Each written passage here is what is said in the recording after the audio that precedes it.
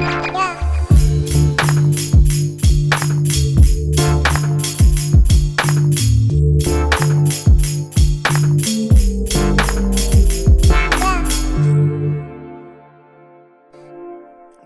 So, welcome back to the 1000 Amp Podcast. I'm Matt Schell, and I'm joined today by Jonas Tyroller, who is the lead developer working on Will You Snail, and also runs a great YouTube channel that I enjoy watching and recommend that you check out as well. So, Jonas, thank you for taking the time to come and speak with us. Thanks a lot for having me. Happy to be here. Awesome. And so just as we were getting ready to start recording, we were talking a little bit about some of your, the story of your life. And I thought that might be an interesting place to start for folks who don't know all the details of your backstory. We were talking about some of the work that you had done together with GrizzlyGames, which is a very interesting group of game developers, and the fact that you all had met at university here in Berlin. How did you all meet and start working together? Yeah, so where should I start? Should I start at university or before university? You could start as early as you want. As early as I want. I'll try to make it short then. So I basically got into game development when I was about 12, 14 years old, something like that. When my father introduced me to a program called Game Maker because he saw that I really enjoyed making these paper games. And that's how I got started with game development. And to this day, I'm still making games with Game Maker. Will You Snail is always also a Game Maker game. So I wanted to become a filmmaker for a while. Then I realized that game development is actually way cooler because it gives you even more different creative things you can do. So at some point I decided to go to game school at Berlin. And that's where I met Friedemon and Paul, the other two guys from GrizzlyGames. They made a game before I joined their team called Superflight, which did surprisingly well. So yeah. I was really lucky to join a team that basically already had some success with publishing a game on Steam before. So I was definitely at the correct place at the correct time there. Yeah. I joined their team. Nice. And yeah, we made Islanders together, which is basically a minimalist city builder without any resource management, where all you do is placing buildings and then getting points for how well you placed them. And if you placed them well enough, you get even more buildings. If you run out of buildings, you lose. That game did really surprisingly well as well, which puts us into a very nice position right now where we don't have any short-term financial pressure anymore. It gives us a lot of freedom to pursue the projects that we want to pursue, which is very nice.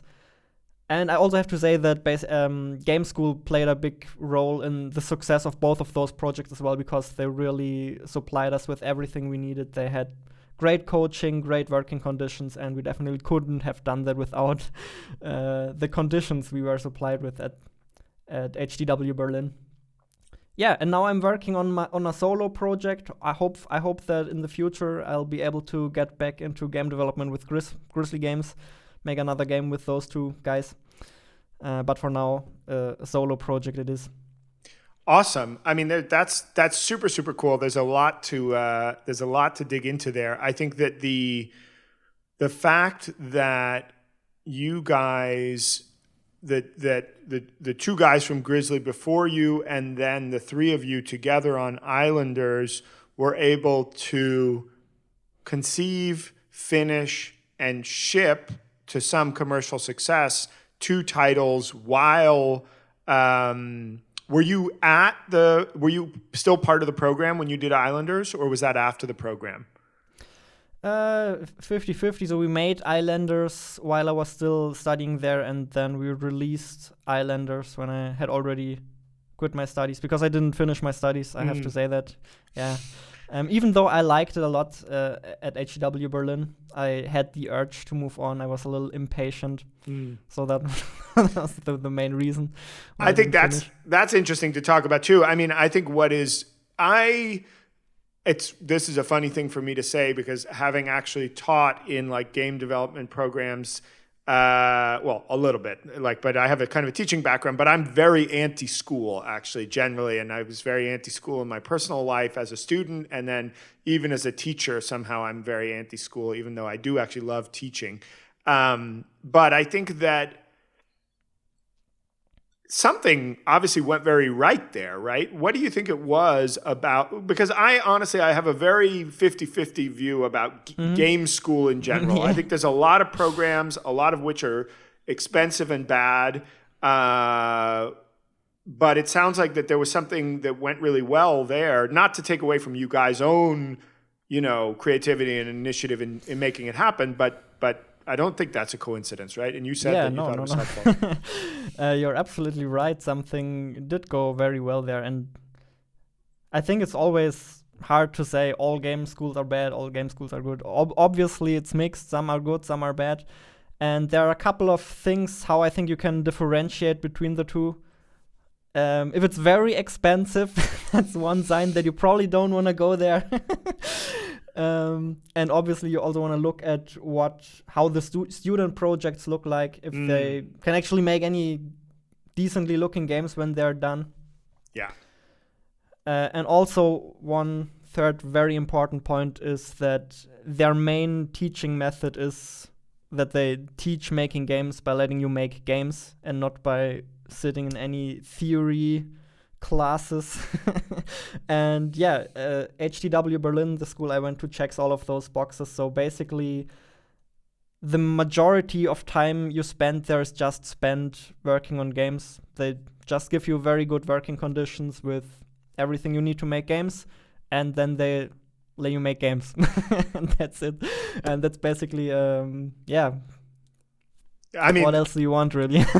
Well, that's super interesting, and I think there's a couple things that you said there. For people, especially people who might be watching this and maybe considering a game program or thinking about, I'm really interested in game design. Do I want to go to a game program?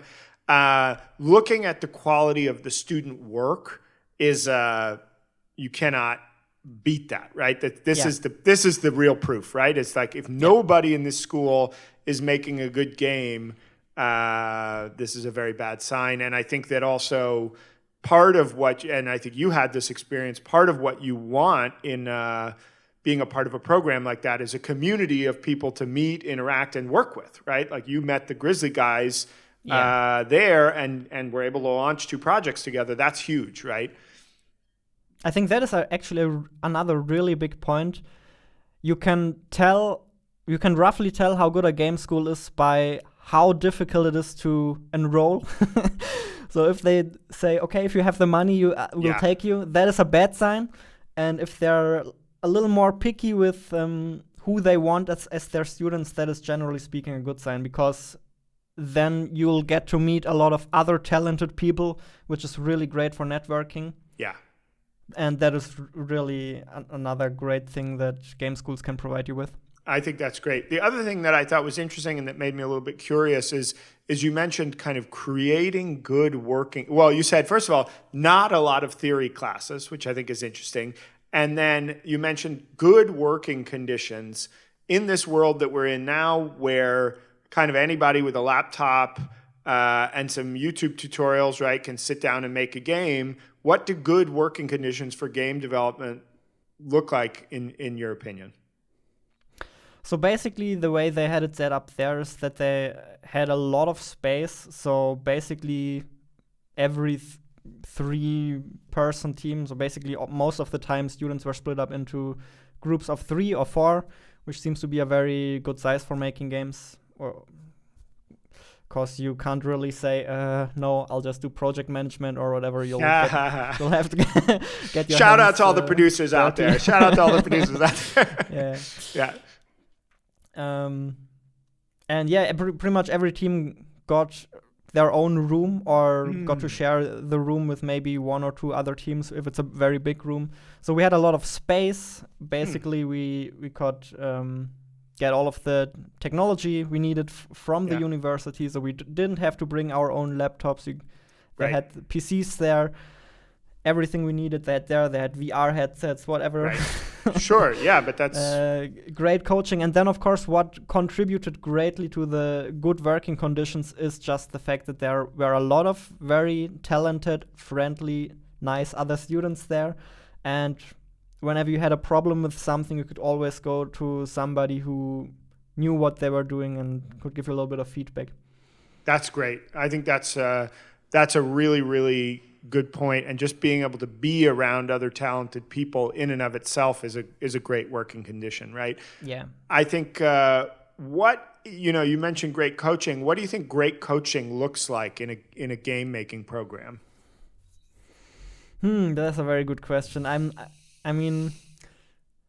not really a coach or anything, so I'm not really sure if I can answer that question. But actually, I get to see a lot of indie games nowadays due to I played your game series, and people just keep sending me games all of the time.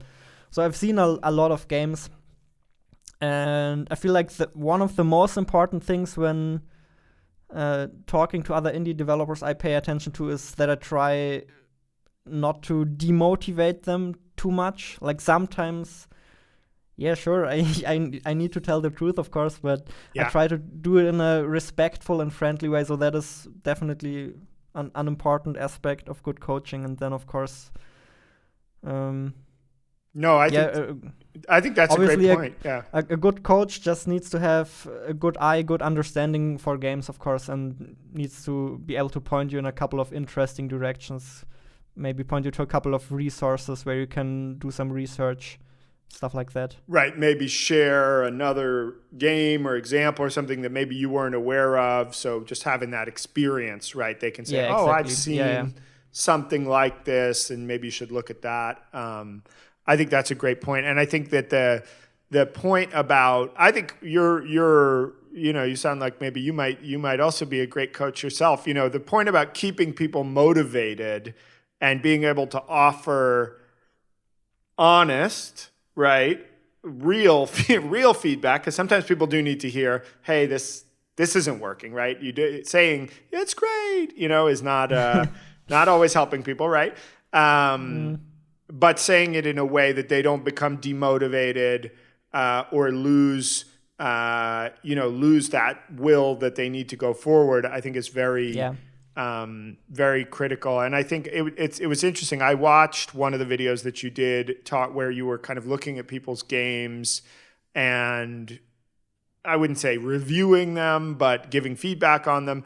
And I thought that there were something that I appreciated about your approach was that you could kind of, I don't know how exactly to say this, but it's like there was a kind of a 0 level where you're like, oh yeah, it's cool. And then certain games you'd be like, wow, this is great. Like this is, I can see the commercial appeal of this. I can see that this is playing out in such a way. And you can kind of give people a signal that way without saying, hey, this sucks. You're trash. So I think that's really, that's really helpful. I mean, I think that the question about it sounds like a great program.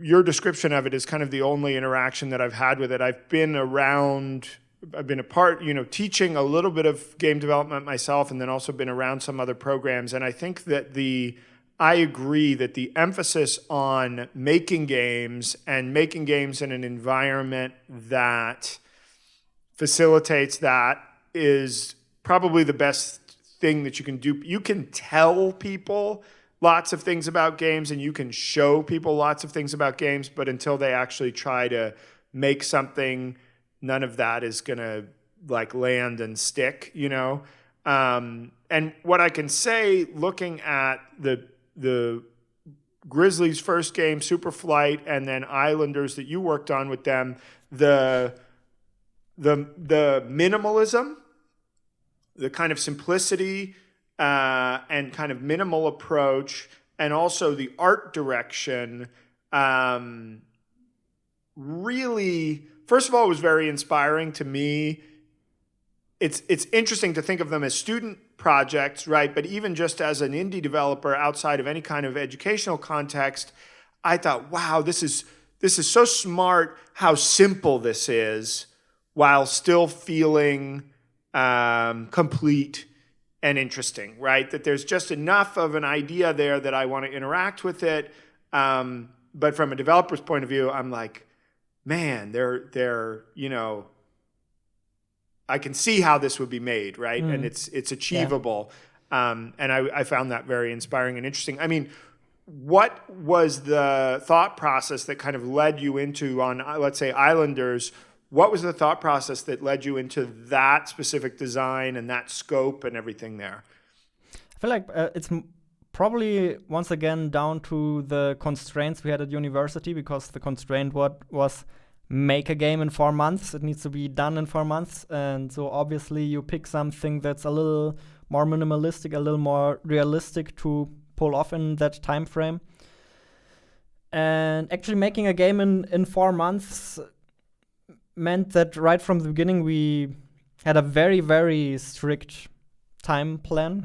So yeah, basically we did 2 weeks of prototyping at the beginning. Then we had a couple of weeks for making the game, and then a couple of weeks for polishing, so not a lot at all. Yeah. Felt more like a very speedy game jam. And then later, before we launched it, we actually had to put like another 1 or 2 months in to get it ready for Steam and upload it. So in total, it was like 6 months, and the simplicity of the project was caused by the time constraints. But in retrospect, it was probably good that we had that kind of time constraint, because it just forced us to cut everything that wasn't super necessary. Yeah, I mean, I think that's another thing that that being in an academic environment like that can provide, right? Is that strict schedule. Like, if I don't get this done on time, I'm going to fail my class, and this is something I think that a lot of indie developers outside of a school environment, myself included, struggle with, of like, got this kind of open-ended idea. We don't know how big it's going to be. We don't know when it's going to be done.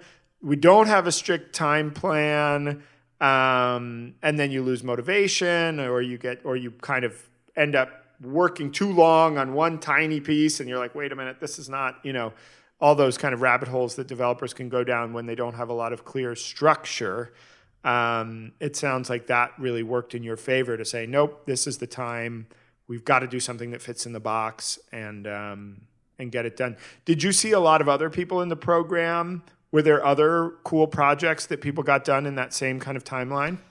They got a lot of very cool stuff done. I would say most of that was finished, but it was not in a releasable state where you could say, that could be released on Steam or something. But it was definitely a lot of great finished projects that felt a little more like prototypes, maybe. Right. That still had some issues, but were working for the most part.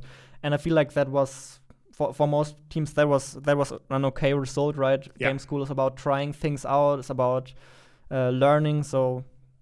Right. It's not actually a commercial production process, right? Like, no, that was not the goal. Not every team had to make a commercial game. Just want to make that clear. Yeah, exactly. So for us, it was clear that if we want to make a commercial game in 4 months, we actually have to work even faster and get ahead of the schedule, right? Because you just need a higher level of polish if you want to have a commercially viable game, which is why really the main development could only take us a couple of weeks. Yeah.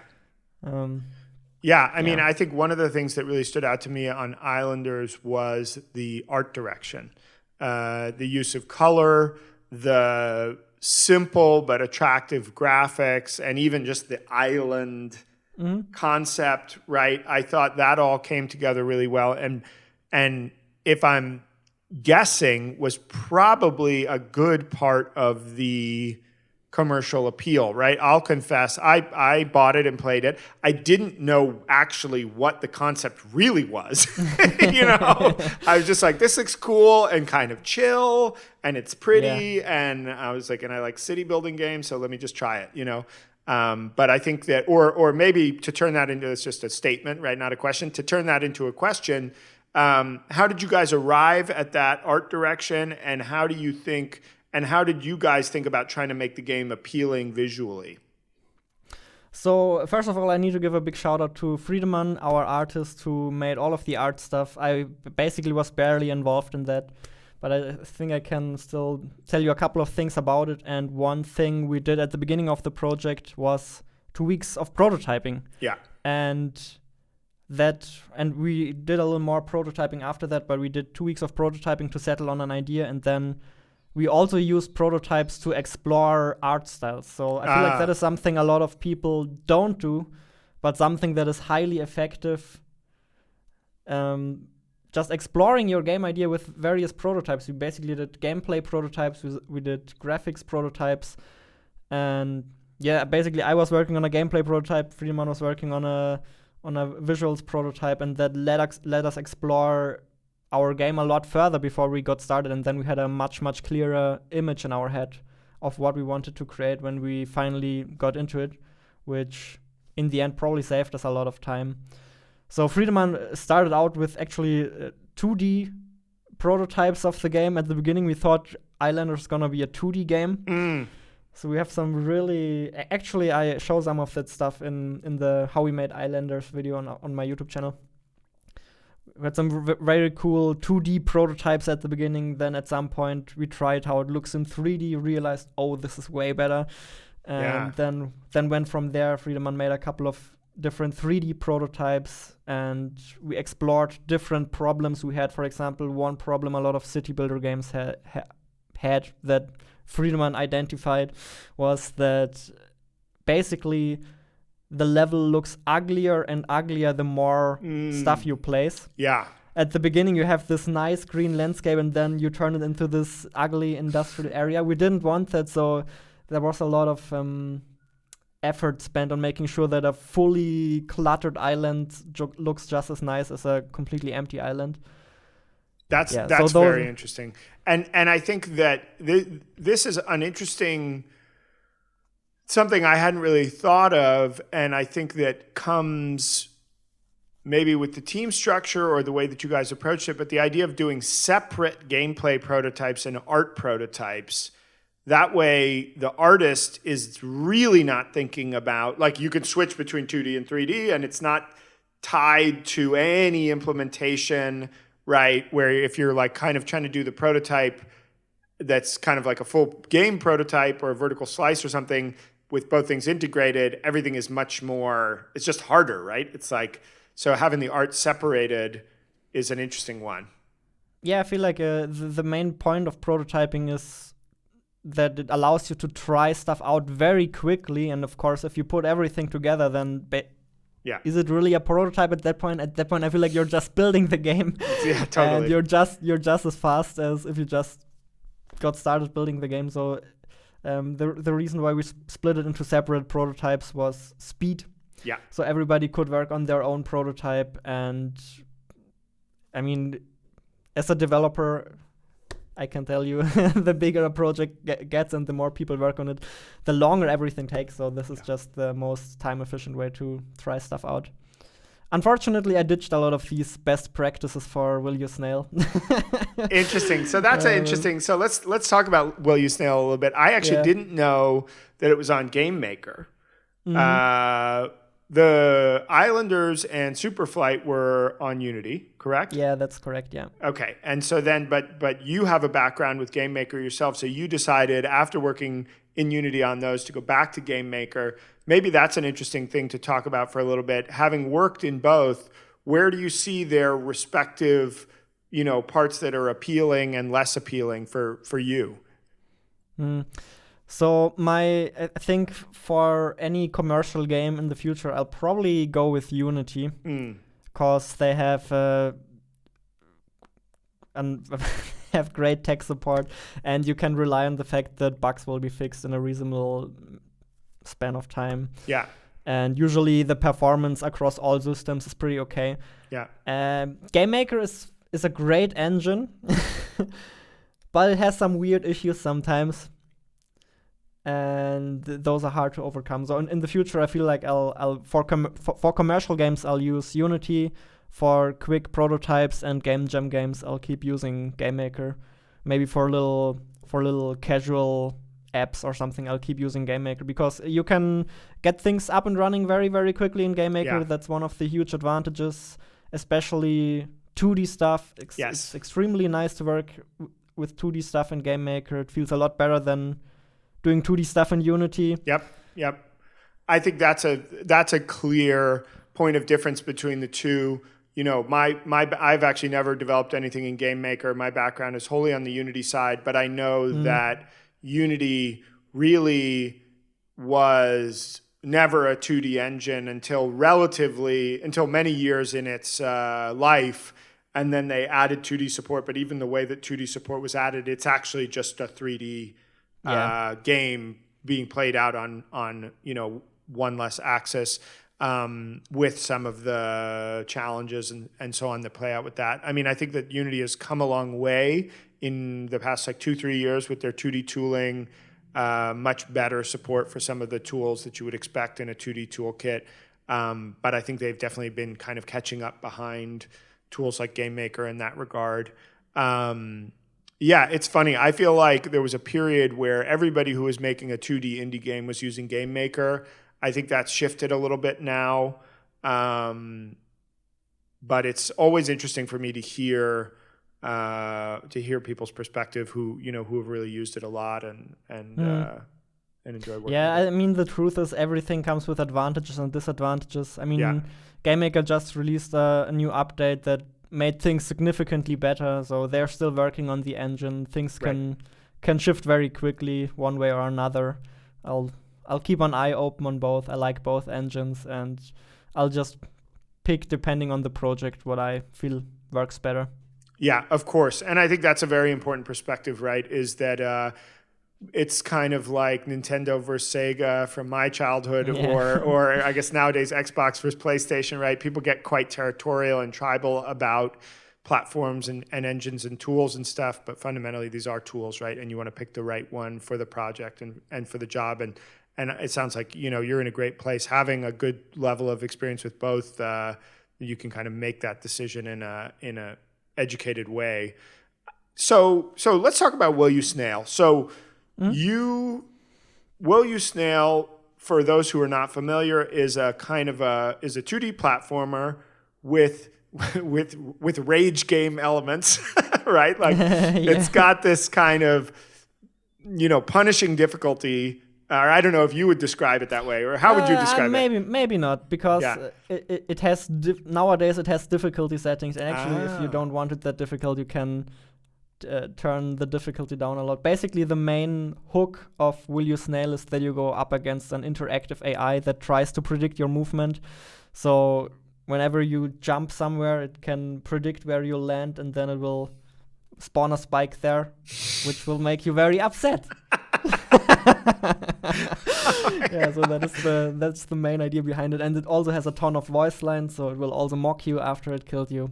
Right. Very fun times. Amazing. So actually, I am definitely curious. I didn't know actually that you had implemented difficulty settings, which is an interesting choice, and probably was somewhat technically challenging, I would guess, in that context. What I'm kind of curious about is, how did you approach the design for the AI from a systems perspective? Because for those of us who have ever tried to design game AI, it's easy to make something that's perfectly difficult and just kills you every time, right? So how did you approach that challenge of like, it's frustrating, it knows where you're going, it's going to put the spikes there, but you have a chance to avoid it, or how did you kind of think about that and approach that as like a design challenge? Interesting question. Yeah, I mean, most people are a bit disappointed when they learn how the AI actually works, because there's absolutely no machine learning involved. It's a very classical AI. And basically the way it works is that it just literally predicts where you'll go if you don't change your direction. So if you're moving to the right, it will just calculate like 2 seconds into the future, where will you be in 2 seconds if you don't change any button presses. And that's where I'll think you'll end up. And I add a little bit of randomness to maybe make the prediction jump somewhere, so it ends up at slightly different places. But the point is not that it is smart. It's more important to make it feel smart. Of course, yeah. And yeah, I feel like it works for this game, because as you've said, I also have to keep it fair. I'll have to keep it manageable for me, so I can pull this off as a solo developer. And the way I balance the difficulty is fairly straightforward as well. Basically, it's just the amount of time I predict into the future. So if you're playing on a higher difficulty, you'll have like 1 second reaction time, and if you're playing on a lower difficulty, you'll have up to 3 or 4 seconds reaction time. And obviously, that will make things either easier or more difficult, and it will also ensure that it always feels somewhat fair, because you'll always at least have like a second reaction time. So whenever the AI spawns a spike, it will show that, give you a little warning, and then 1 second later, bloop, the spike will come out. Right. So there's a little telegraphing saying, hey, a spike is about to appear. Yeah, exactly. And in the context of the platformer, you always have some air control so that you can, move left or right, or you have very precise movement. You have air control, so you can dodging something if you want to is absolutely possible. Yeah. No, I think that's interesting, and that's a very interesting approach to difficulty is mapping difficulty to reaction time. And I guess in that context, it would be that the earlier the element would appear, the trap would appear, the sooner you can see it, right? And then the longer you have to react to it. So on the highest difficulty, it's kind of appearing at the last minute. Exactly. Is that right? Yeah. That's right. Yeah. Actually, but that's not the only thing I did for difficulty balancing. There are a lot of parameters I play with to make sure it feels right. For example, on the lower difficulties, the AI also spawns less traps. On the higher difficulty, it spawns more traps. There are certain enemies that move faster or slower depending on the difficulty. And one thing I also find very interesting is there's also a destructible block that gets more HP when you're playing on an easier difficulty. So the easier the difficulty, the more HP the destructible block has. Interesting. It's quite interesting. Yeah, that is interesting. It works out all right, yeah. That's very interesting. Yeah, I mean, I think that the whole concept, and actually this is maybe a good topic to talk about here, right? The concept of adjustable difficulty broadly in games has been a interesting part of the discourse, like is it I think you have some people who are kind of on the hardcore get good side who are like, no, the game should never get easier. There should never be an option. I remember this was now years ago, but there was, and I think part of this was tied up in like toxic internet misogyny, but there was a female game critic or writer who said, honestly, I'm actually interested in having I don't want to just skip cutscenes. I actually want to be there for the cutscenes. I want to skip the fight scenes, which was like, I thought it was like, whoa, that's interesting. But then a lot of people like raged and were like, no, you're ruining the video game by allowing people to skip the hard parts and getting super mad. And I think that it's an interesting, I don't know, where do you see that in, as a designer, how do you kind of position yourself in that conversation? Like, I mean, obviously putting adjustable difficulty in, so. I respect the fact that everybody has different opinions on that, and my opinion might not reflect what everybody thinks. But I personally, for my part, feel like the best way to go about it as a designer is give people the option and also tell them what the intended way of playing the game is. That way, the people who want to play it in the intended way can play it in the intended way. and everybody else can just customize it the way they want. Yeah. So, for example, I even put an exploration mode in my game that instantly unlocks all levels, so you don't need a cheat for that. You can just go into the settings, turn on exploration mode, and all levels are unlocked. Yeah. So I'm all for that, but I'm also for telling people that if they want the intended experience, then they shouldn't do that. But if they want to, who am I to tell them they can't? I mean, that's kind of my perspective, right? And I think I agree with you. I do think it's, if we're thinking about a game as a artwork with an author, to clearly signpost the authorial intent and say, this is the story, this is the experience as it was authored. This is what I, as the creator, created for you. But then because a game is interactive and a huge part of it is that there's a kind of a co-creation process between the player and the developer, that to allow people to interact with the game in their own ways, I feel like is a very, it's a good thing, right? It's like people will probably also find weird things to do with the game if you give them more options, like doing weird speed runs or I don't know what, right? Yeah, exactly. Or pacifist runs or whatever that you didn't author and design, right? So I feel like it's good to give people the choice. One really important thing I feel like people miss in this conversation is a lot of people say, I want to play this game in the intended way. Yeah. I want everybody else to play this in the intended way. Yeah.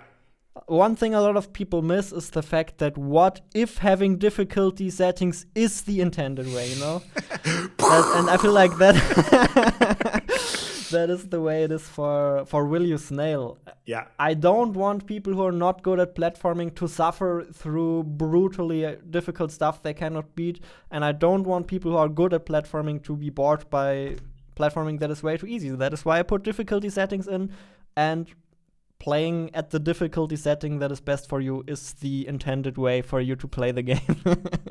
Mic drop. Yeah, mic drop.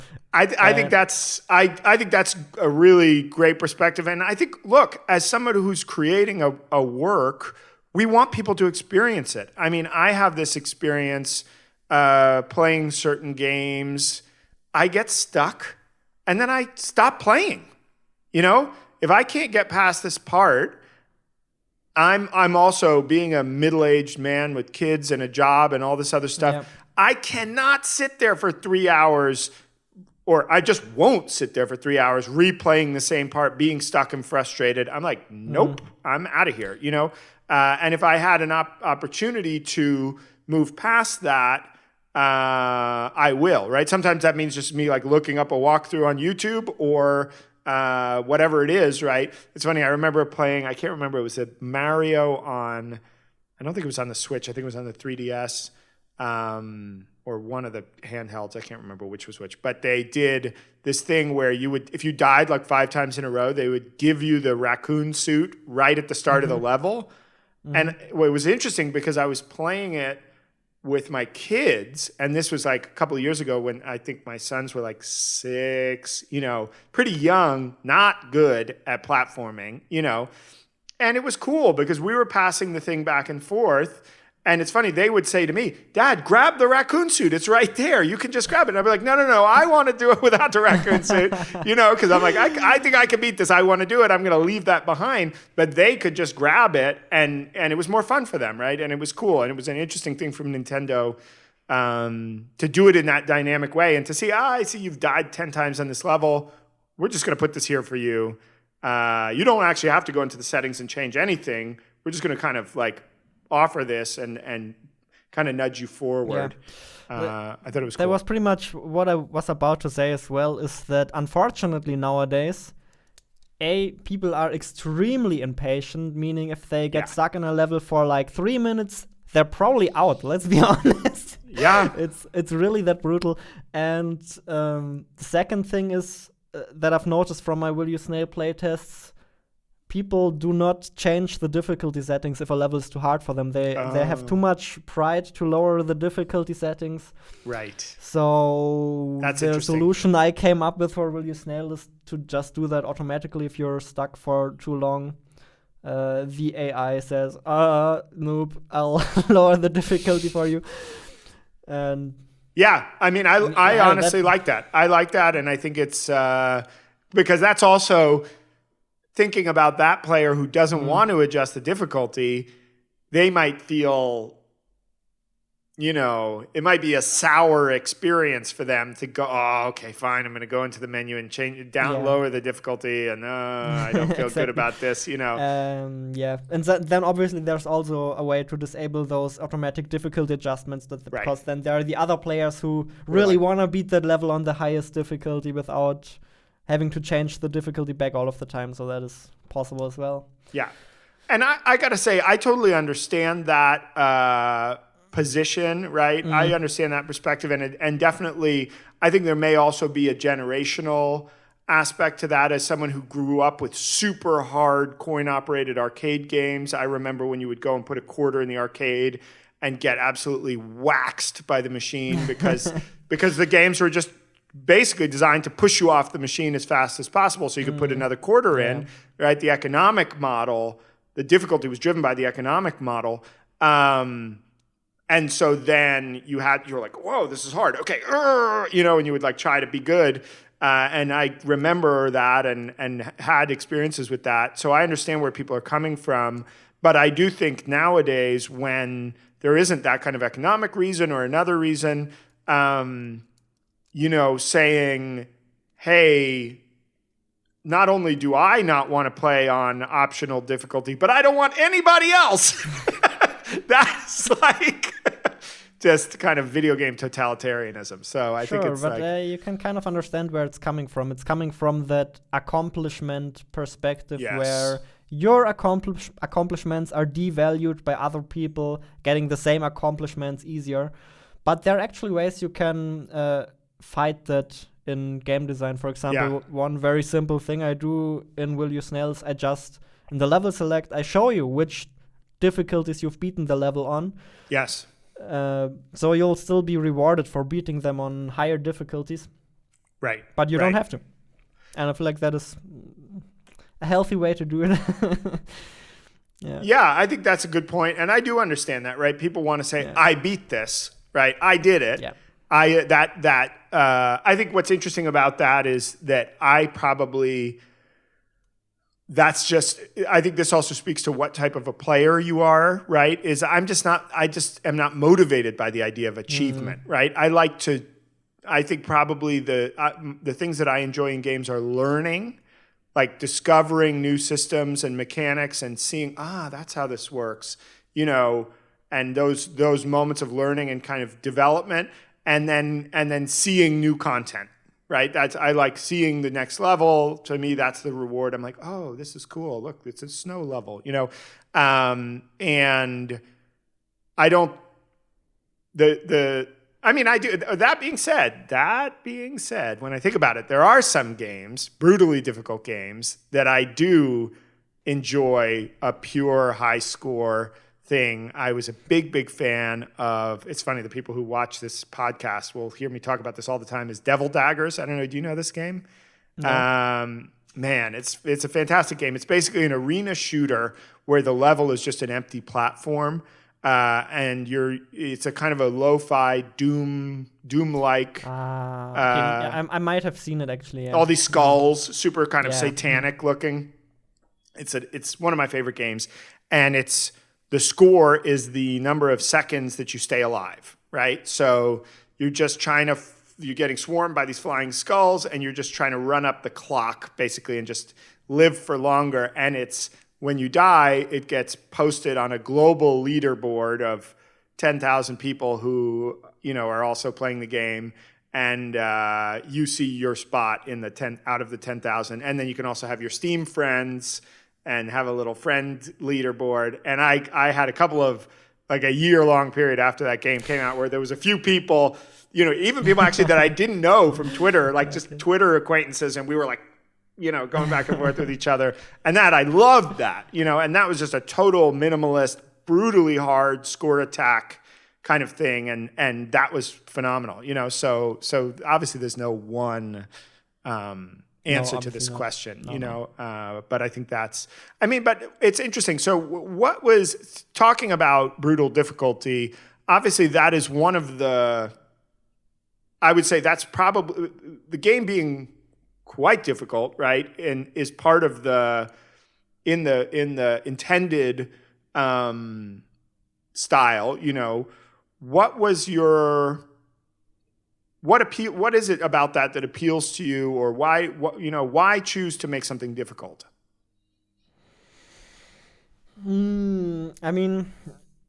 For Will You Snail, I'm not sure if it was a super conscious decision, because the game started out as a little mini game and the initial intent was to make it a rage game. So obviously I wanted to make it as hard as possible and as unfair as possible. And then later it shifted more and more to, okay, maybe I want to open this up to more people. And then I had this entire identity crisis at some point where I didn't really know what the game was anymore. Is this a rage game? Is it a game about AI? Like, what even is this? Yeah. And out came a little bit of a strange mixture that I just have to accept. So it's a platformer with some rage game elements, but it also has difficulty settings for those who don't like the rage elements too much.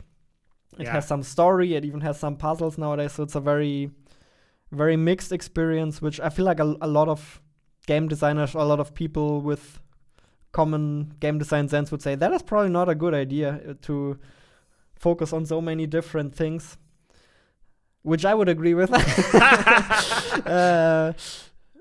I hope interesting. That yeah. I hope that the mixture is what makes the game unique and what kind of adds some flavor to this, makes it stand out.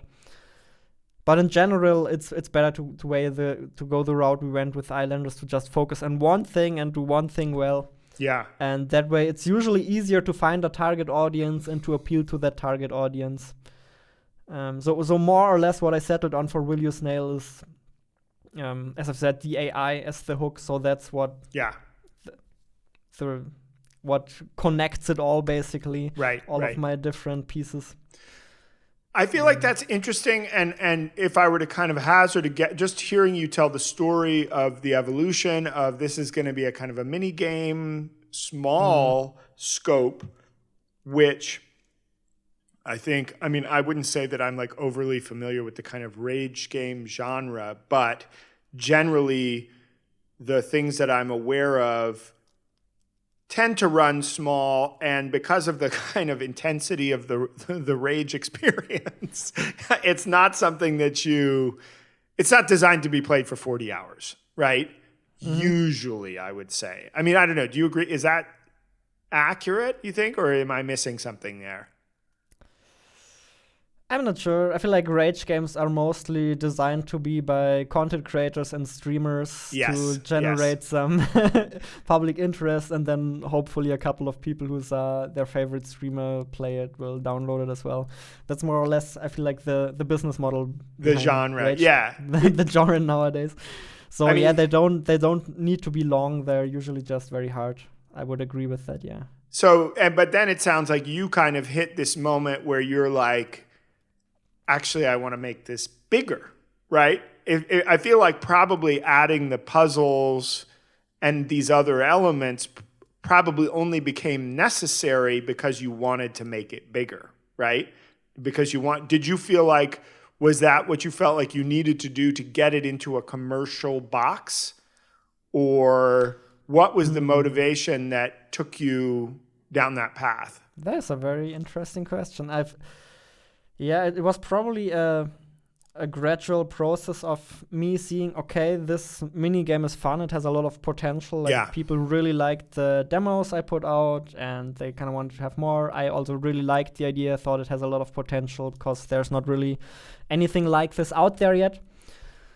Which is why I probably was like, let's make this a little bit of a bigger game. And then once the game started getting bigger and bigger, I started realizing this doesn't have to be a rage game necessarily. We can open this up to more players because I experimented with difficulty. I had a look at how fun or entertaining the game is on lower difficulties and realized, it's actually more fun if you don't have to try this level for 20 minutes. What a concept. Yeah. So that's interesting that's too. Why it evolved into that more or less, and it's the classical story of feature creep that every game goes through when you don't have a tight deadline. Yeah, I think that's and you know, and this is actually a nice path to the other topic that I wanted to talk about, which is your work as a YouTube content creator. But one thing that you mentioned was kind of rage games and streamers. You know, one of the games that I think of when probably one of the few like quite ragey games that I played was Bennett Foddy's Getting Over It. I don't know if you know. I'm familiar. That game was very interesting in that it was quite low budget and small, but garnered attention from streamers because of the drama that it created when your guy in the pot falls all the way back down the mountain. Yeah. It's such a brutal, emotional moment that makes for kind of drama on a stream or in a YouTube video, right?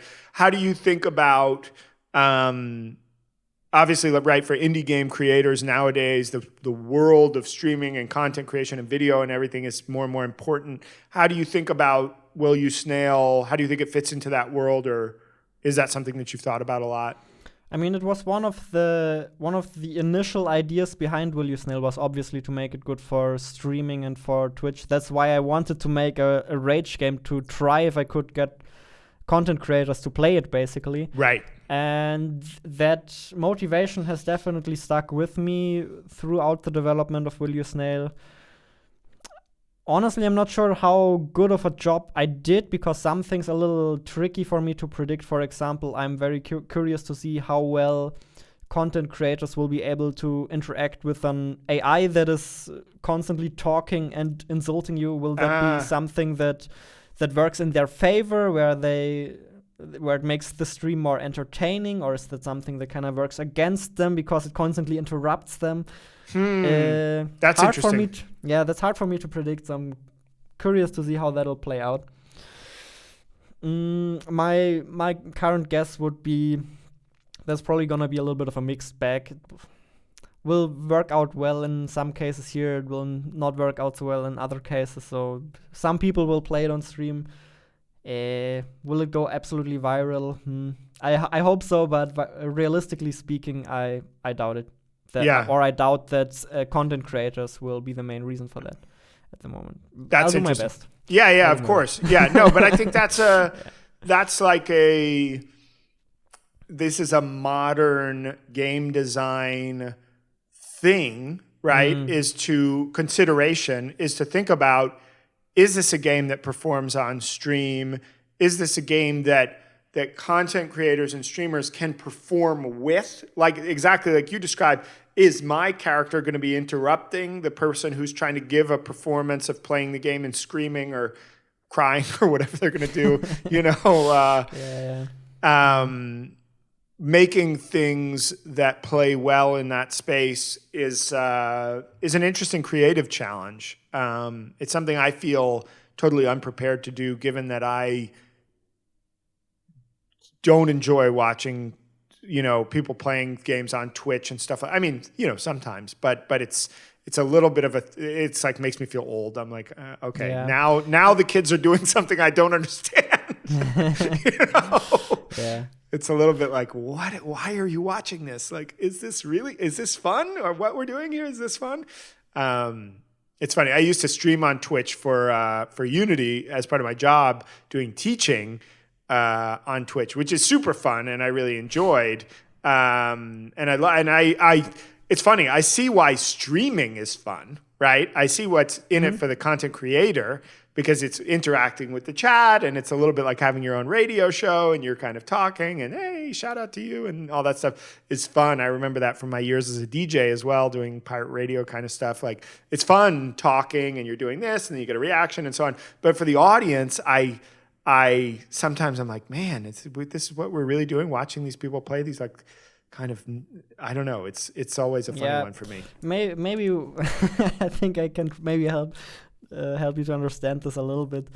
Is I always feel like it's a little bit like watching a TV show where it takes you a while to get attached to the characters, to the personalities. Oh, that's interesting. Yeah, and then basically you get an infinitely long TV show of that character just going through different challenges, through different situations, and then every game presents them with new challenges and new adventures to go through. Yeah. That makes sense, and I do think that thinking of the streamer as a character, my best understanding of it, and obviously, I mean, I'm kind of playing this up a little bit. I do sort of understand the appeal on some level. Yeah, I think that feeling of hanging out with someone, there's this feeling that streamers are kind of your virtual friend, right? Which I also find a little bit, also this like something a little bit strange and maybe slightly unhealthy. I don't know. I'm coming across really judgmental here, but I think that that feeling of just hanging out with someone familiar and being present, and then there's obviously a community in the chat that's interacting, and hey, it's you again, hi, that stuff I do understand. So it's kind of like a community thing. I think is interesting. So, one of the ways, I think the way that I became aware of you and your work was through your YouTube channel. And you've been pretty prolific on YouTube, releasing kind of a lot of videos before the process of starting Will You Snail, right? And then obviously during the process of making Will You Snail. What was what caused you to start uploading on YouTube? I feel like the good news for content creation stuff and streamers and YouTubers and all of that stuff is that it is still 100% possible to succeed without them. You can just publish a game on Steam. Yeah. And if you have a good conversion rate on Steam, then Steam will promote your game for you and you'll get a ton of downloads. That being said, I also feel like content creators, streamers, etc. are becoming increasingly important in what people play and what people see. It can be a fantastic boost for your game, and obviously one of the most reliable ways to get your game in front of people is to become a content creator yourself. Yeah. So that was basically the main idea behind it. Was just to build an audience and get my game in front of people. So that was obviously it's a mutually beneficial relationship, right? Because I obviously have to provide my viewers with something in order for them to want to watch me. Yeah. So I have to provide them with information, I have to provide them with entertainment, and in return I get their attention, which I can use to get my game in front of them. So in the best case scenario, it should be a win-win for everybody. I think that's a great perspective. And I think that it's an interesting, I like the way that you framed that, because I think it's true what you say that as we see now, basically every game that becomes really big, obviously there are games that are off this radar. There are whole genres of games that just are not friendly to streaming and video and that people still love. But a lot of the games, the big hits that we've seen and the kind of viral hits that we've seen are happening because of the content creator ecosystem, whether on YouTube or on Twitch and similar platforms. Yep. And I think that what you said, which I love as a perspective, because I feel like a lot of the conversation among game developers is, how do I get content creators to look at my game and play my game and stream or record my game, right? But you said the way that I can get my game in front of people consistently is to become a content creator myself, right? So I love that because I'm always, looking for ways for people to empower themselves, right? I hate this pick me dynamic where people are saying, why doesn't anybody want to invite me to the party? Or why doesn't anybody want to play my game? Or why doesn't anybody put me in there? I know exactly what you're talking about, yeah. A lot of people feel very helpless and lost in this entire marketing situation. That is completely true. Yeah, and I think that's an unhealthy position, right? Because I understand that not everybody is cut out to be maybe a YouTuber or a streamer or a blogger or whatever, right? Everybody has different strengths and approaches and so on. But that helplessness, that attitude of helplessness and that position of helplessness, one of the things I've also enjoyed on your channel is that you talk a lot about the mental game, right? About mindset and resilience and being kind of mentally prepared to do this, which given that what we're trying to do is hard, right? Having that kind of mental grit to do it is important. And I think that just starting from a position of, well, if nobody's going to invite me to the party, I'm going to have my own party. If nobody's going to put me on YouTube, I'm going to make my own YouTube. I think it's just an empowering attitude, right? It's like, I'm going to fix the problem. Yeah. But you also have to realize that it's not the only way. So there are a lot of different strategies to market your game, and you don't have to be good at all of them. It's enough to pick one you're comfortable with and become good at that. As I've said, like the most basic and most straightforward marketing strategy is just to make a really, really good Steam page and then let Steam do the rest. That's the most basic thing you can and should do. And after that, there are a couple of other things depending on what you're comfortable with, right? Well, I think let's not let that one go by. Mm-hmm. What's a really good Steam page? I don't know, but you can. I mean, that's a juicy one. Everybody wants to know the answer to that, right? Because it's interesting that you say that, because I feel like there's a lot of people who, and I've never released a game on Steam, so I'm not really in a position to give authoritative statements here, but I feel like a lot of people think, I'm just going to put my game on Steam and let Steam do the rest, and then that doesn't work and they're disappointed, right? That seems like a dynamic that's out there. What you have to realize is that Steam is very algorithm-driven, just like YouTube. And basically, whatever gets them the most money per impression is what they're gonna show to people, which makes sense. Yeah. So basically, you just have to make sure that that's the case for your game, that your little thumbnail thingy is very clickable, and then once people actually clicked on it, they actually want to download and play the game. But you also have to make sure that the correct people download your game, because if the incorrect people download your game, then you'll get a lot of negative reviews, which will also drop you give you a visibility decrease. Right. Because the algorithm is like, no, people don't seem to like this game, or this game is scamming people into downloading the game, which is not good either. I think so. But one thing you can, if you don't know what makes for a good Steam page, one thing you can do is just a lot of testing. You can just do your best to make a good Steam page, of course, initially when you launch the game, but then you can dive into the statistics, make little changes, and see how it impacts your click-through rates, etc., etc.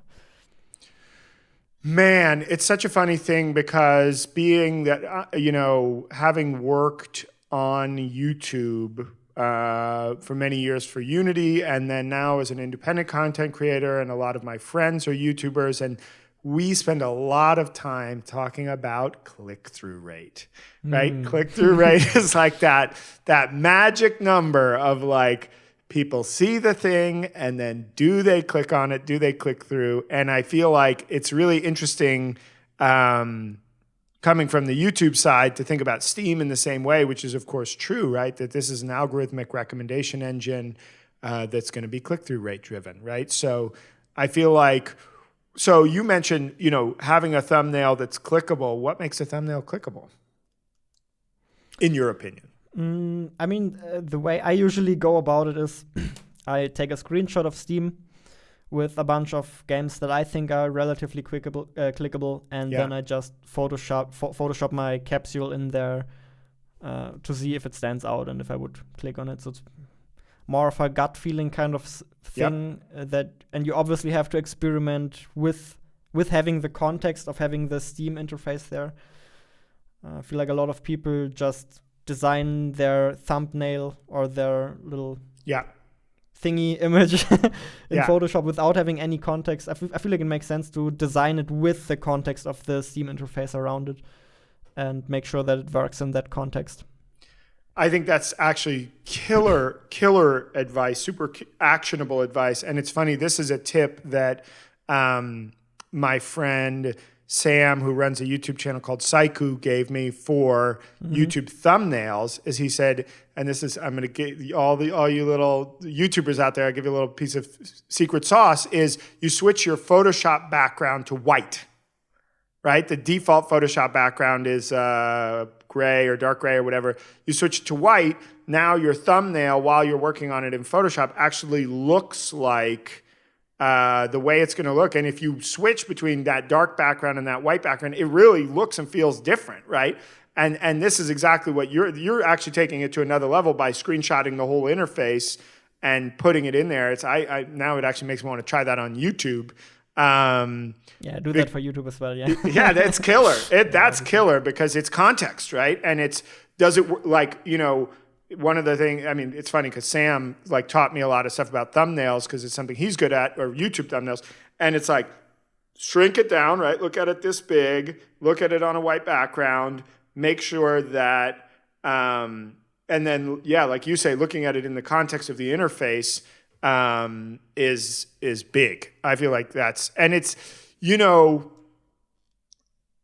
given that we're in this world, right, of this kind of algorithmic click-through driven world, I feel like and this is actually something that I know from talking to some other like bigger YouTubers with big channels, the amount of time they spend on thumbnails, how important they see thumbnails in their whole thing is like huge. And it makes sense that it's the same for Steam, right? Is that getting that, if that's the thing that's going to drive that, people going into that first step of the funnel, right? It's like you got to make it as good as you can. Mm-hmm. Yeah, I mean, just as on YouTube, it's not only the thumbnail, but the thumbnail is a very important first step. If you get the thumbnail wrong, then everything else can't really work either. Yeah. Then, of course, once people are on your Steam page, you still need to convert them if they're if they're the kind of person that would like your game. If they're the kind of person that would not like your game, then you don't want to convert them. So in the best case scenario, you convert all of the people that would like your game and don't convert any of the people who wouldn't like your game. That's also very interesting. But that's a great point, right? Because you're protecting your review scores. Mm-hmm. And so being able to signal to people as accurately as possible what this really is, right? And to push, it's interesting because this reminds me of, one of the things that, in addition to running this YouTube channel at 1000 Ant, we also have what we call a technical marketing agency, right? Which is we work with clients and make videos for them and make demos and so on. And it's actually the same process with clients, right? You've got a client who comes to you and they think that they want you to make something. You actually kind of want to push them away if you can, right? I mean, obviously you want to close sales, but you don't want to close sales with people who are not going to be happy, right? Yeah. You're setting yourself up for a nightmare of trying to do that job if you like convince them that they're buying something that they're not going to get or that it's going to be a way that it's not going to be. So you kind of want to tell them, hey, it's like this, and that we're going to do this and not this, and don't think you're going to get this because you're not, and get them to kind of be like, oh, okay, I'm out of here then.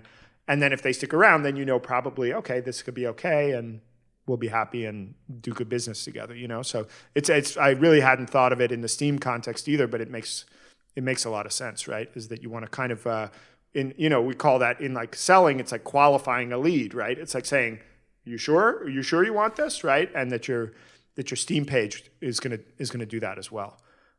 Super interesting. That's exactly right. Yeah. yeah. it's cool because I think it's something that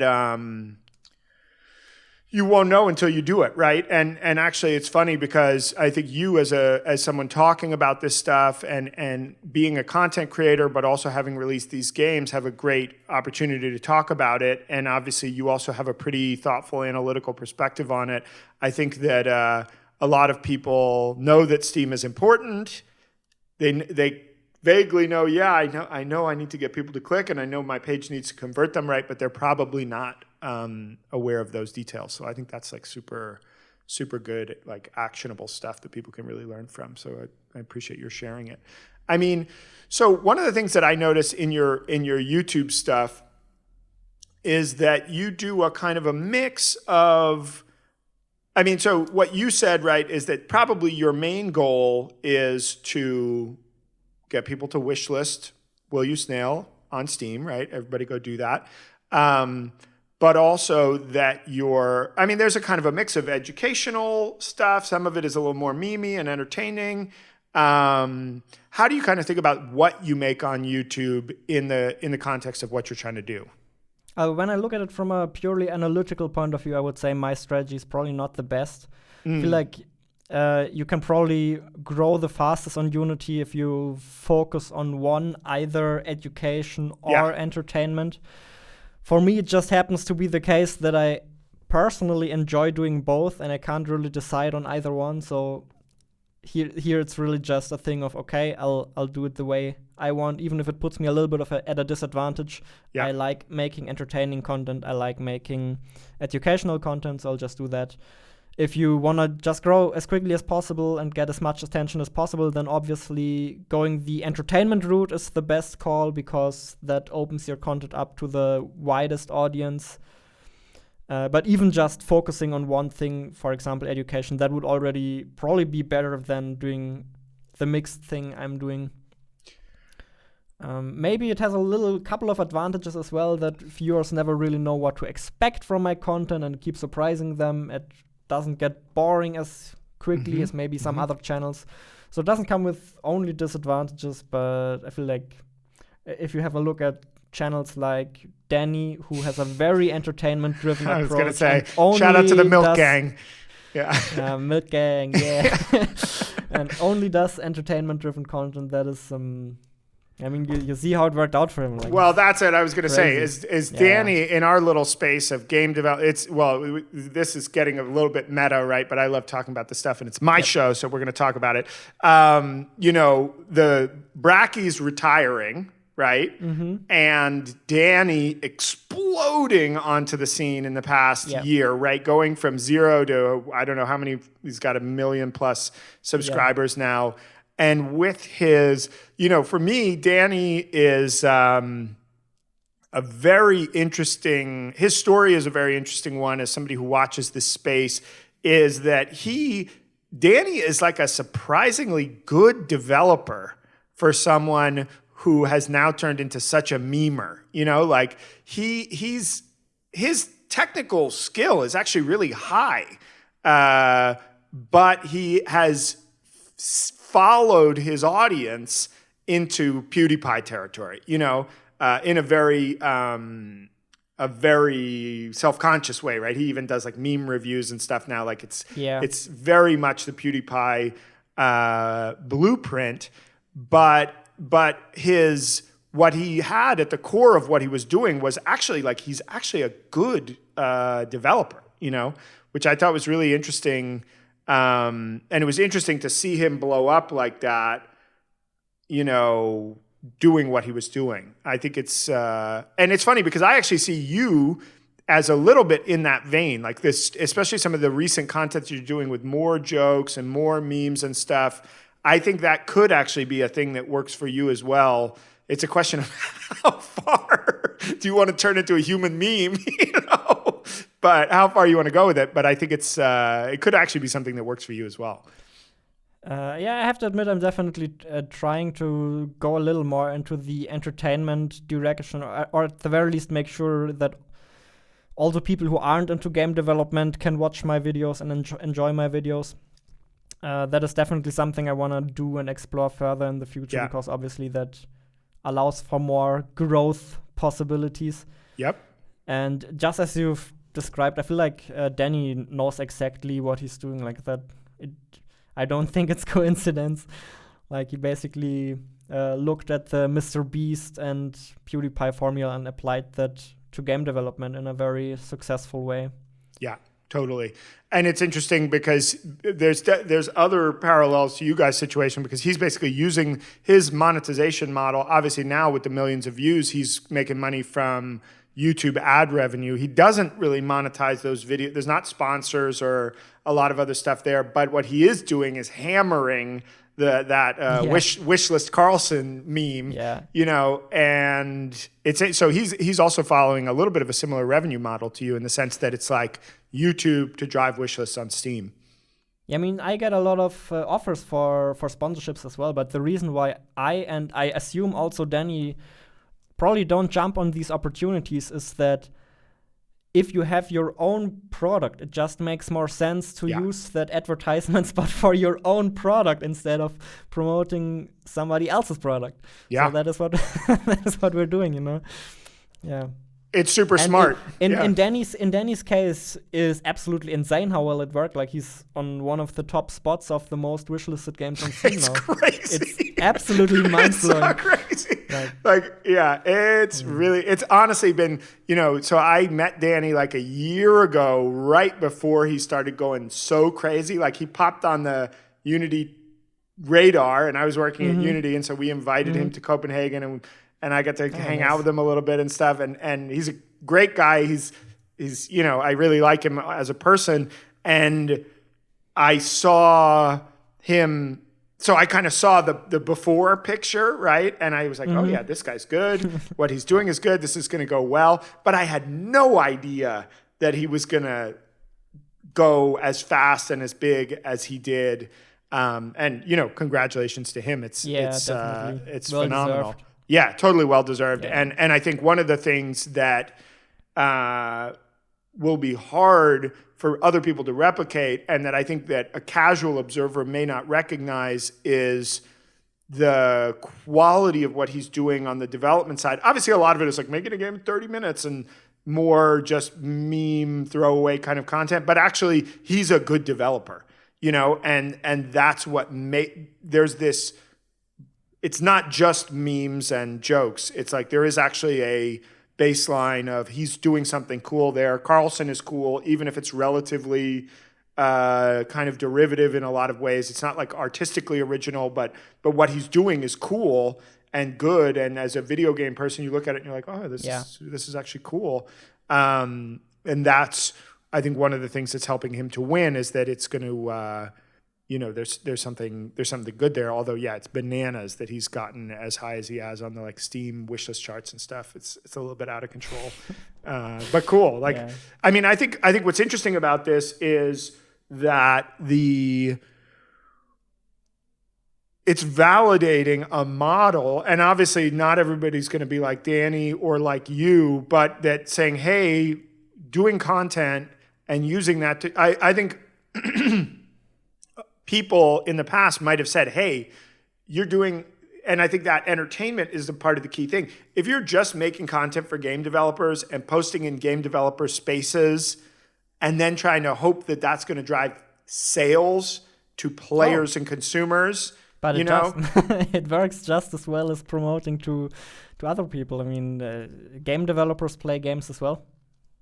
That's interesting. It's funny because my knee-jerk response would be to say, no, you're promoting to non-buyers. But you think that that's not the case. Like, why would, if anything, somebody who's making games, in my opinion, is more likely to buy a game than some random viewer who is just looking for random content? I mean, that's true. Definitely those of us who are game developers are probably much more heavily engaged with games and the game space than anybody else, right? Obviously, at some point, when everybody's only promoting their games to other developers, we'll have a problem at some point. That's for certain. But in general, I don't see anything super wrong with promoting games to other developers. That's interesting. Yeah, Especially considering the fact how many developers are out there nowadays. Like, it's that's actually mind-boggling numbers, probably. That's a key point, and I feel like that actually might have even been what I may have in my head is a little bit of an outdated perspective, because what you're right about is that the number of developers is higher than ever, and the number of people who are developers in the broadest sense, right? Like hobbyists, students, people who are interested but maybe not yet doing development but might want to watch some development related content, thinking about getting involved, that kind of stuff is probably bigger than ever. I've definitely, from a data perspective, I saw that when I was working at Unity, all of these new game development channels popping up. For a long time there was only a few, and they were all and then it was like there was like Bracky's with his almost 1 million, and then he hit 1 million. But then the next people were like way further down, and there were lots of like really tiny ones, but it wasn't like a kind of busy space. And then just in the past like 3-4 years, it's been like now there's many channels with 10,000, 50,000, 100,000 subs that just didn't exist before, which I think indicates a growth in the audience. I feel like it's absolutely exploding on YouTube right now, game development. There are so many new channels. Like every other day, I find another new game dev channel that I haven't heard about before that actually makes really good content. So it's getting crowded. Competition is getting quite strong. I feel like people are waking up to the fact that this is can be a very efficient way of promoting your games, or at the very least a reliable way to promote your games. So I'm a little worried, of course. I feel like in general, how does that saying go? A rising tide lifts all boat, or something like that. Yeah. In general, I feel like it's a good thing, probably, because obviously more game development content means more people will watch the game development content. But it might also mean that the barrier of entry might change in the next couple of years. Mm-hmm. At the moment, starting a new game development channel is, I would say, still very, very possible. And probably always will be possible. It'll just get harder over the next couple of years, I feel like. I think that's an interesting perspective. I agree with you that the rising tide lifts all boats. And I think that but we may be in a moment where just like what we see, everything in the game development market has these kind of seasons. There was a moment a couple of years ago where Switch was a new platform, and if you got your game on the eShop, that was a golden ticket, because if you managed to hit early and it wasn't crowded yet, now it's totally crowded and hard to stand out, and now the new platform is I don't know what, right? But maybe the new platform is YouTube, right? Now it's the trick is you're marketing, you're on Steam, but the way you get visibility is via YouTube or Twitch or Instagram or who knows what, right? But I think that is there may be that kind of seasonality to it where, like you say, maybe YouTube is going to fill up and it's not going to be a cost-effective channel to get to build an audience, right? Mm-hmm. That may happen. The thing I would argue, well, there's two points there that I think are interesting. One is that the nature of YouTube and especially the content that people like you and Danny and some others are doing, where you personally are very present, works in the same way that I know this from being a musician, that the way to make money as a musician was to make people love you, not your song or your album. They had to love you. So they wanted to come to the show to see you, and they wanted to buy the album, not because that was the way to get access to it, but because they wanted to give you some money and vote for you and say, keep going, we love you, here, take our money, right? And that was I went through the bad years of the music business collapsing, right, as a musician running an independent label, and experienced that and had to think long and hard about these things. Okay. I really went through it. I went through the winter of the music business, And the games business has not gotten there yet. Probably someday it will, or hopefully not, right? But I do think we are coming into that phase now where the stores are becoming like Steam. It's just like an infinity of games now. Games are also not expiring the way they used to, right? It used to be like a game that was 3 years old was just like, oh, that trash. I would never play that, right? Whereas now a game that's 3 years old is like, it's not like the graphics are worse, or, it's like, it's unless you're talking about the cutting edge of, so there's this definitely accumulation of games. And I do think we may come into a space where it's more about, I love Jonas. I want to vote for Jonas and I want Jonas to keep going. Might happen, yeah. I don't know. It's kind of a pattern that I'm watching, but I think YouTube works in your favor in that regard. That people become personally connected to you. That is a big advantage. Yeah, but as you said, probably the game industry will go, or will it? I'm actually not entirely sure, but it sounds logical that it will go through these cycles where basically at some point it will not be profitable anymore to make indie games, so people will stop doing it, and then we'll be at a balanced state again. But at the moment, I mean, it's exploding like crazy, and it makes me wonder, maybe there are so many indie games because people really love making them. And if that is the case, and then if people can still keep making them, and if it keeps becoming easier and easier, then maybe it will not slow down and it will just keep going. And there will be more and more games every year. Who knows? Yeah, I mean, if you look at the charts, how many games are released on Steam every year, there is no slowing down in sight at the moment. No, it's like exponential. It's crazy. Yeah. I mean, I think that one of the things that's important in that huge flood of games is what we were talking about earlier, the availability of tools like GameMaker and Unity. And to put this in a mean and ungenerous way, a lot of those are bad games, right? There's a lot of games that are made by people who don't know what they're doing. They're first games, they're attempts at different things, or low budget, low effort things, right? And that's not to disrespect students or people learning or anything. I think make your games, make your bad games too. It's good. I think it's actually all good. I'm not one of those people who are like, they should put a wall around Steam, like No. I really don't believe in the make Steam great again people. I don't believe in that. I think more is better, and I think good stuff will always become visible somehow, But I think that one thing that's important, right, is that a big part of this trend is just it's so much easier to make a game than it ever was.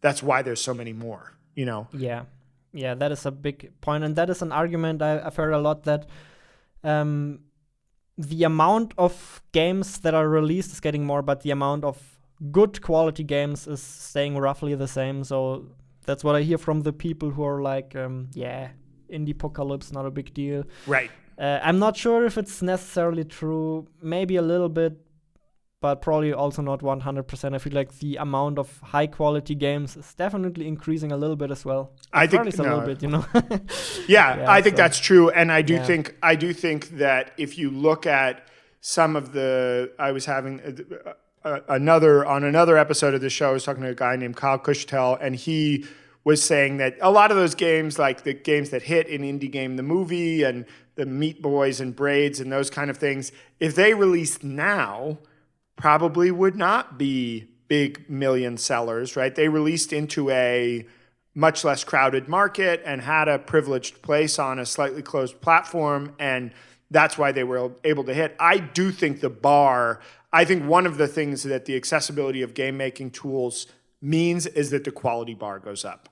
That we all have to make better games. And I think that's also maybe there's an interesting I came from an era of video games where I witnessed I'm 41, right? So I went through pretty much the earliest, the Nintendo Entertainment System, going into the SNES or Super Famicom, and seeing that crazy growth of computing power, right? And where computing power was the limiting factor.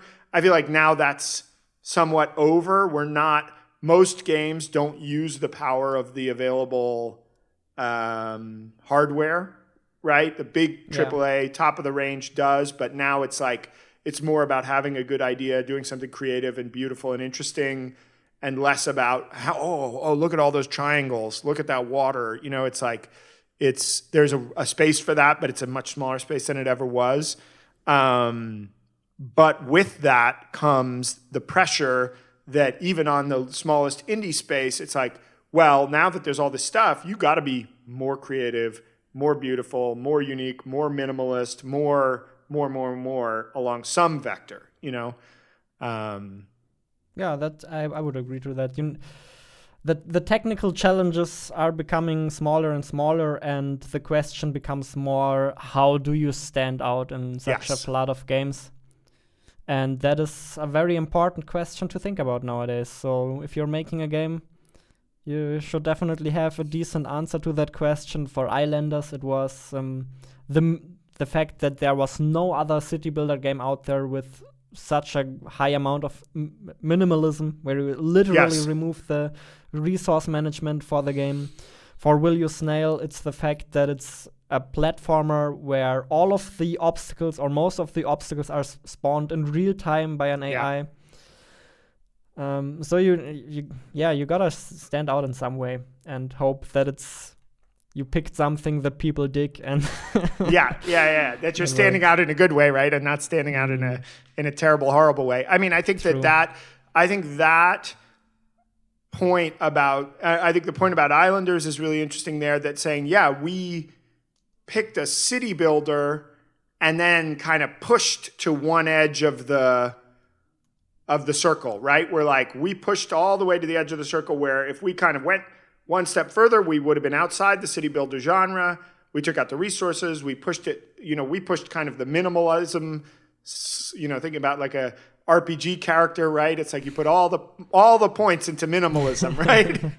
It's like a minimalism wizard, But I think that's smart, and I think those are the kind of calculations that people need to be making now if they're trying to do something commercial, right?